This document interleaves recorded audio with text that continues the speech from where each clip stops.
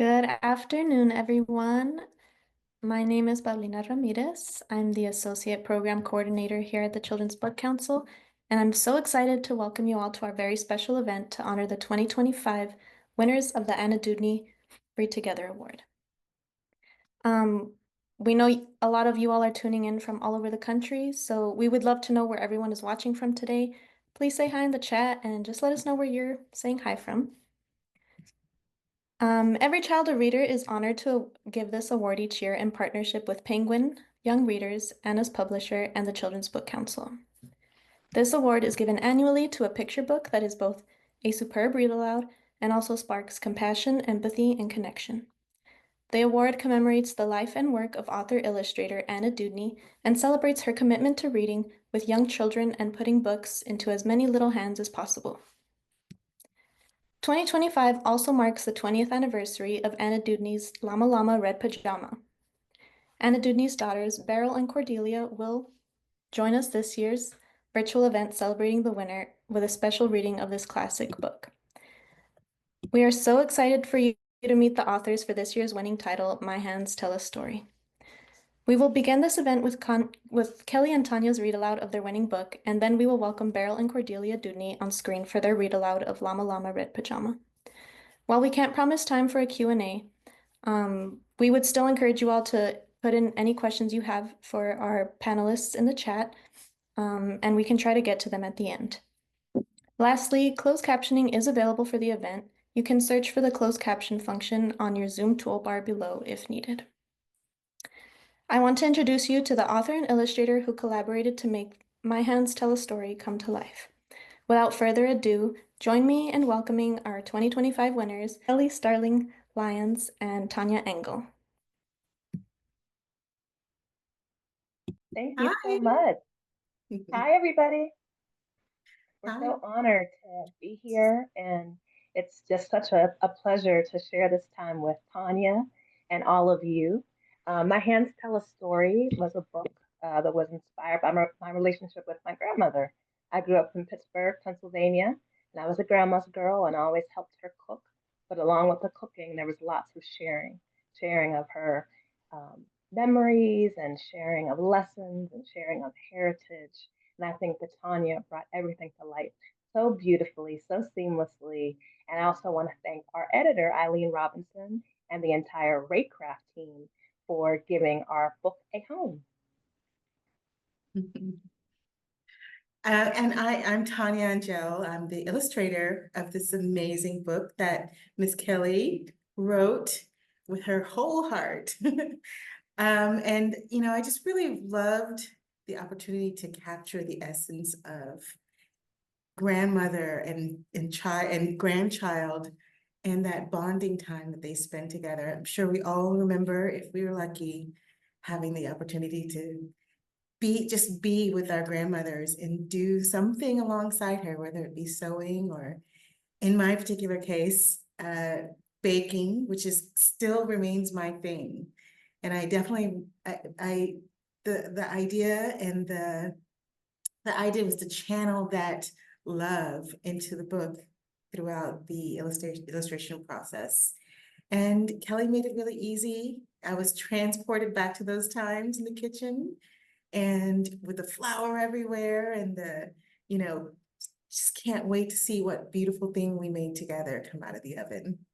And it was an honor to create those images in this book. I love that. The other thing we wanted to point out too is in the sharing, as you're listening, maybe think about some things that important people in your life have done with their hands and how that has inspired you to use your hands and your gifts in order to make a difference and make the world brighter. For me, my grandmother, she worked in steel mills in Pittsburgh and she worked in a greenhouse and she fed unhoused people and she rocked babies. And so all of those moments and all of those roles that she played throughout her life, that was rich grounds for us to, kind of create and have this story blossom from. We're going to go ahead and read the story to you. Story time. My Hands Tell a Story. Tonya and I are going to go back and forth with the reading. One thing I love to do when I go to schools is I love to have kind of a call and response. So in the story, you're going to hear her hands tell a story if you listen. To be part of our reading, when we say her hands tell a story, if you can say where you are, if you listen. All right, so the first spread. There's my Zoe, Grandma says, waving me into the kitchen with a floured hand. Can I help? Wouldn't be the same without you, she says. I wash my hands and stand beside her at the table. Grandma shows me how to knead dough into a ball that will rise like magic. Her hands tell a story if you listen. I was just a little girl like you when Mama taught me how to make cinnamon bread. Ingredients are only part of it. You got to get the rhythm. Push and pull, push and pull.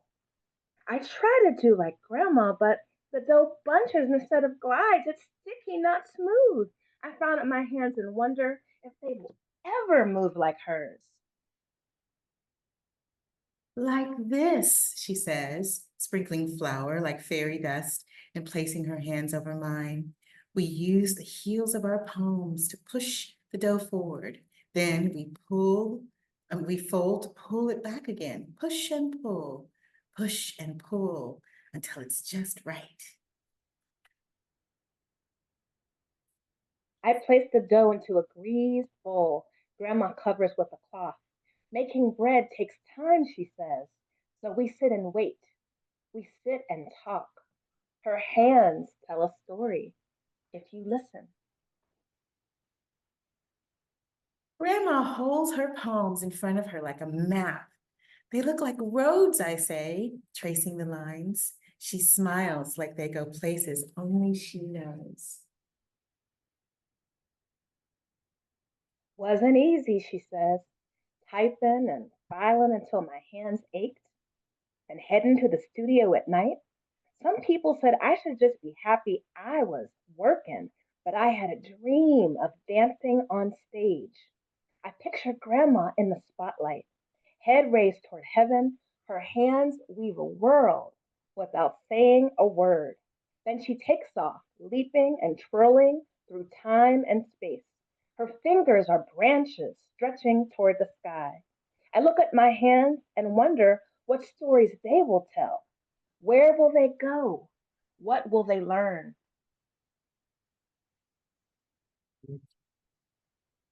I glide a fingertip down Grandma's rose-painted nails and across her knuckles. I stop when I get to her wedding ring with flowers blooming on the band. When your granddaddy and I got married, she says, we bought a little land people said wouldn't grow a thing but weeds, but we broke up the soil, planted and tended, loved and believed. Our blessings burst through that earth. Yes, they did. Eating at their house always makes me feel special. Gifts from their garden gleam in china dishes. Squash and onions, collard greens, candied yams. Tangy smells tickle my nose and make my mouth water. I wonder if one day my hands will grow something too. Before I know it, we need to check the dough. I can't believe how big it has swelled. We flatten it, then dust it with cinnamon sugar. Next, we roll it up and lay it on the pan. I cover it with cloth so it can rise again. Let's get some air, Grandma says. Outside on the glider, the wind whistles as Grandma rubs my hand soft as a whisper.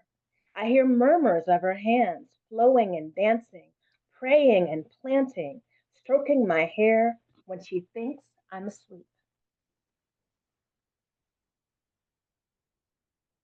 Then something happens. I look at my hands, really look at them for the first time.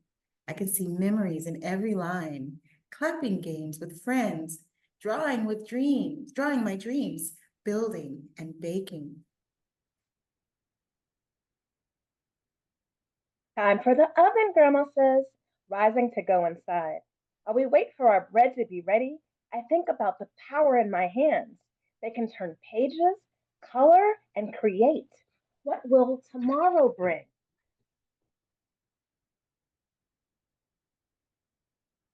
When Grandma puts down her crossword puzzle, I jump up and race to the oven. It's time. She cuts hunks of our cinnamon swirled bread. The spicy aroma makes me wiggle. I spread butter that melts into each nook. We take a bite and slap our hands together. Grandma stares at my fingers like she's seeing something new. You have my hands, she says. Our fingers are long and skinny, sweet brown like sugar, made for holding and reaching.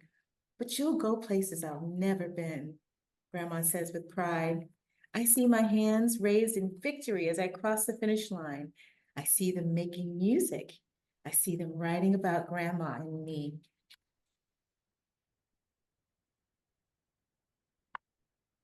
At home, I type on my computer and hear the tap tap rhythm, softly first, and then louder and stronger.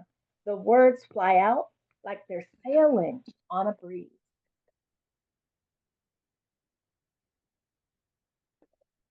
My hands tell a story if you listen.